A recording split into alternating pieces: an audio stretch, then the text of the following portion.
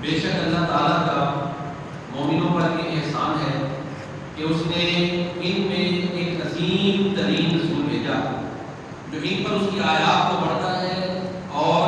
وہ رسول صلی اللہ علیہ وسلم ان کو کتاب و حکمت کی تعلیم سکھاتے ہیں اور انہیں پاک کرتے ہیں۔ اور یقیناً لوگ اس سے پہلے پوری گمراہی میں تھے۔ نبی کائنات صلی اللہ علیہ وآلہ وسلم کی امت میں ہونا ہمارے اوپر یہ اللہ تعالیٰ کا عظیم احسان ہے۔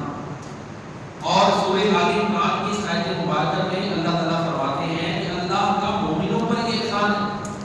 کہ اللہ تعالیٰ نے عظیم ترین رسول جناب محمد رسول اللہ صلی اللہ علیہ وآلہ وسلم کو ان میں بھیجا تاکہ وہ انہیں کتاب و حکمت کی تعلیم دے اور انہیں پاک کرے۔ نبی کریم صلی اللہ علیہ وسلم کی آمد اور بعثت سے پہلے لوگ کھلی گمراہی میں تھے، ہر طرف شرک کا دورہ تھا، کفر کا اندھیرا چھایا ہوا تھا، تہذیب، ثقافت، کلچر، اچھے طریقے سے رہنے سہنے سے لوگ ناواقف ہو چکے تھے، ظلم و بربریت تھی، عورت پر ظلم تھا، کمزور کو جو ہے وہ طاقتور اپنا نوالا بنا کے نکل جاتا تھا، یعنی یہ حالات تھے۔ بلکہ سورہ آل عمران میں آتا ہے کہ اللہ تعالیٰ فرماتے ہیں کہ انسانیت جو ہے وہ تو آگ کے گڑھے کے کنارے پر تھی۔ اللہ تعالیٰ نے نبی کائنات جناب خاتم النبیین صلی اللہ علیہ وسلم کو مبعوث فرمایا، لوگوں نے ان کی تعلیمات کو اپنایا تو لوگ بھی دوزخ کے گڑھے کے کنارے سے بچ کر جنت کے رستے پر چل پڑے۔ تو یہ ربیع الاول کا مہینہ ہے، اس میں نبی کائنات جناب محمد رسول اللہ صلی اللہ علیہ وسلم کی ولادت باسعادت ہوئی۔ آپ اس دنیا میں تشریف لائے، آپ کے آتے ہی اس دنیا میں جو ہے وہ کفر کا خاتمہ ہو گیا۔ کسی نے کیا ہی خوبصورت بات کہی ہے، کفر کی ظلمت جس نے مٹائی، دین کی دولت جس نے لٹائی، لہرایا توحید کا پرچم صلی اللہ علیہ وسلم۔ تینت جس کی سب سے مقرر، بعثت جس کی سب سے مؤخر، خلقت جس کی سب سے مقدس صلی اللہ علیہ وسلم۔ تو یہ ہمارے پیارے نبی کی شان ہے،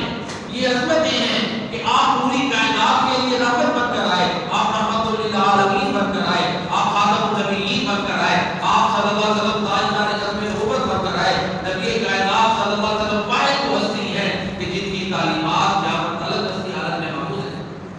آج بھی اگر ہم یہ چاہتے ہیں نا کہ ہمارے اندر بہتری آئے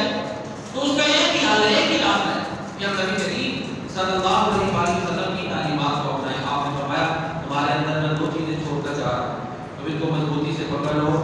اگر تم ان کو مضبوطی سے پکڑ لو گے تو گمراہ نہیں ہوگے۔ ایک اللہ کی کتاب اور دوسری آپ صلی اللہ علیہ وسلم نے فرمایا میری سنت۔ ایک روایت میں اہل بیت کر کے ہے، تو اہل بیت اور سنت،